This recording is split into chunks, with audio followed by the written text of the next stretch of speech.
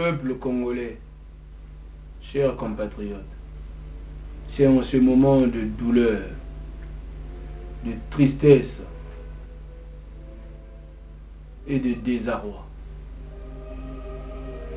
que j'adresse mes sincères condoléances les plus attristées à l'endroit du peuple congolais et particulièrement à l'endroit des familles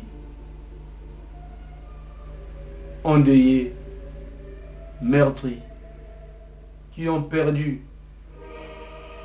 plus d'un être cher, sans parler du matériel qui pourrait être remplacé, mais pas des vies humaines, parce que les vies humaines sont irremplaçables. Et nous savons tous que toutes les richesses du monde, tout l'or, tout l'argent ne pourront remplacer ces êtres perdus. À toujours. C'est pour cela que des mesures très fortes, fermes, très généreuses doivent être prises à l'endroit du peuple congolais, à l'endroit des familles meurtries, comme gage de ce que plus jamais ça deviendra vraiment une réalité. Parce que nous avons eu à entendre plus jamais ça. Mais à ce jour, ça reste un rêve. Car ce peuple, le peuple congolais, dans sa courte existence officielle en forme de république, 51 ans, a connu plus d'un désastre.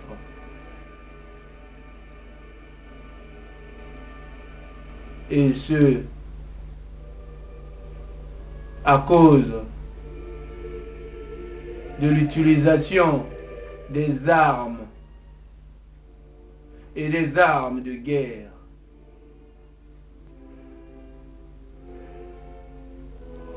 « 1959, 1993,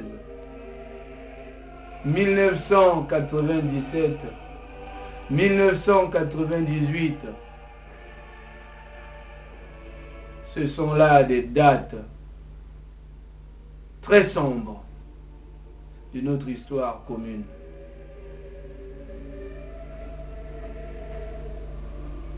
Des dates lourdes pour un peuple de même pas 4 millions d'habitants, vraiment.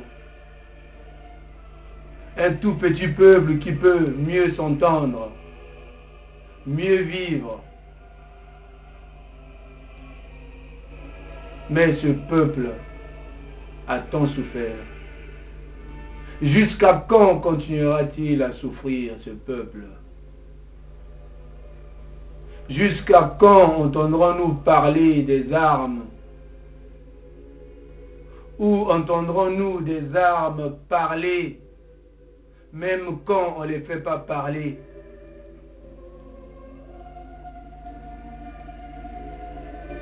C'est pour cela que dans notre engagement personnel depuis 2009, nous n'avons cessé de professer la paix dans la charité au travers de multiples actions de terrain dans les lycées, par des colloques, par des forums sociaux de l'initiative de l'Agora, Nous avions proposé dans notre dernier ouvrage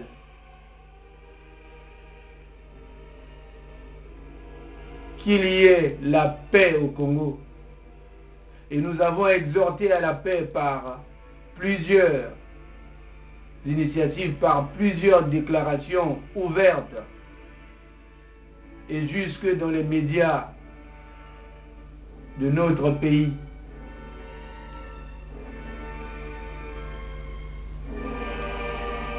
Et comme à ce jour, le peuple reste inconsolable, il a fallu que l'irréparable arrive ce jour du 4 mars 2012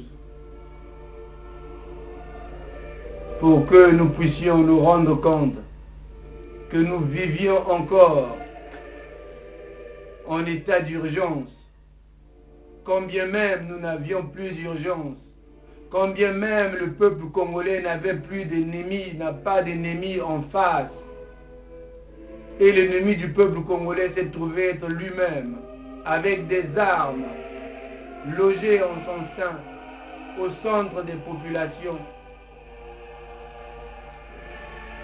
Le pays a régressé.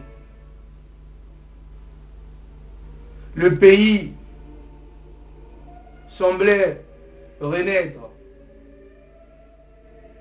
Le pays semblait revoir l'espoir, semblait y croire par des mesures qui vont petit à petit aménageant le quotidien, même si le tout reste encore très insuffisant.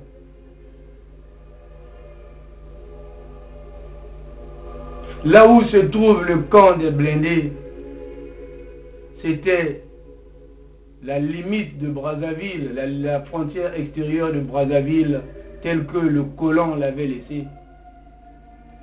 Qu'est-ce que nous avons fait depuis? Le cimetière de la Tiémé était une autre des frontières extérieures de Brazzaville par le nord. Mais depuis, la population s'est agrandie à Brazzaville. Brazzaville s'est agrandie. Pourquoi pendant des années ce camp est resté là? Et il a fallu que l'irréparable arrive pour qu'on s'en rende compte une fois de plus.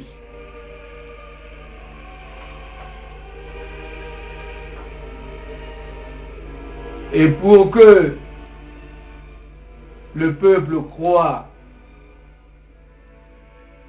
aux mesures et aux engagements qui seront pris les jours qui vont venir, il faudrait, en notre âme et conscience, que le chef de l'État puisse prendre des mesures concrètes. Et dans nos propositions, c'est de mettre en place un gouvernement d'union nationale. C'est de mettre en place un gouvernement de salut public qui devrait être tout orienté au chevet du peuple congolais meurtri dans ses entrailles. Et les ministères d'État ne devraient plus être les ministères que nous avions les années passées jusqu'au jour du 4 mars. Le ministère d'État devrait être le ministère de la santé de la population. Un autre ministère d'État devrait être le ministère de l'agriculture. Pour l'alimentation, un autre ministère d'État devrait être un ministère de la générosité publique, c'est-à-dire le ministère des Affaires sociales et de la solidarité. Et un autre ministère d'État devrait être le ministère de la ville.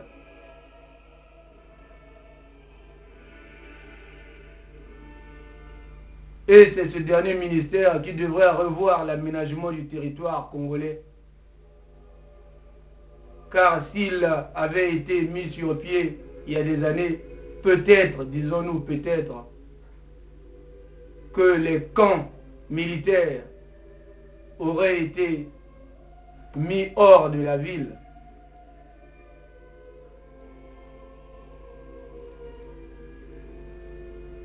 Nous croyons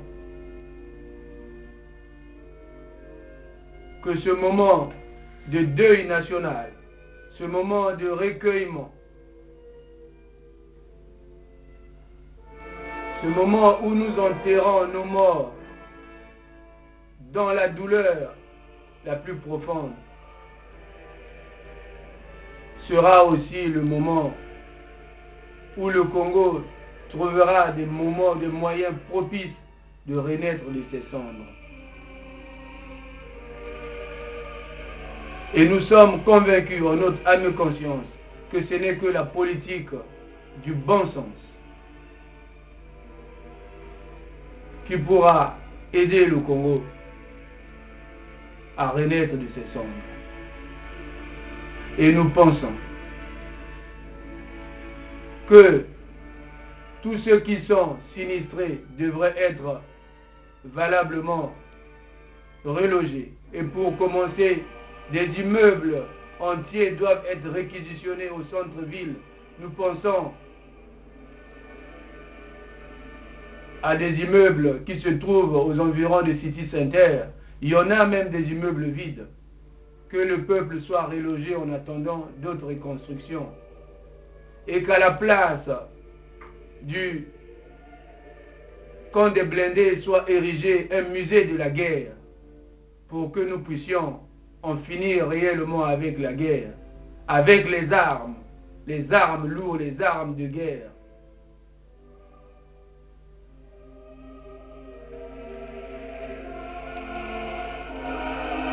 Nous croyons, nous espérons que prises une après une autre, ces mesures pourraient peut-être apaiser le peuple qui a tant souffert et qui attend beaucoup des autorités politiques. Pensons aux enfants qui sont nés le 4 mars 2012 sur notre territoire. Pensons à quel monde, à quel pays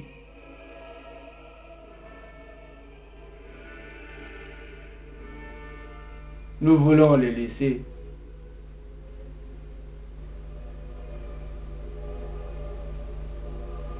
Pour cela,